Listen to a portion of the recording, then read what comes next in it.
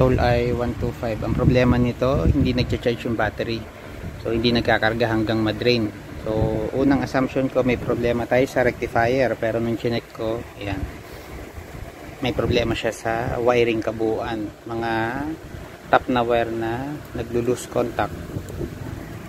Tsaka mga dinugtong na wire na hindi maayos. So ito yung sa rectifier niya.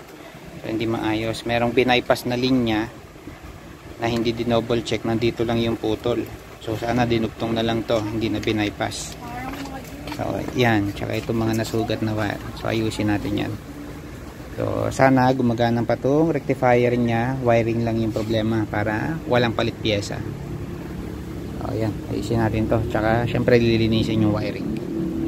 Yan, ganyan kadumi yung wiring niya. Ito wiring ng MDL. So iayos natin yan. Right.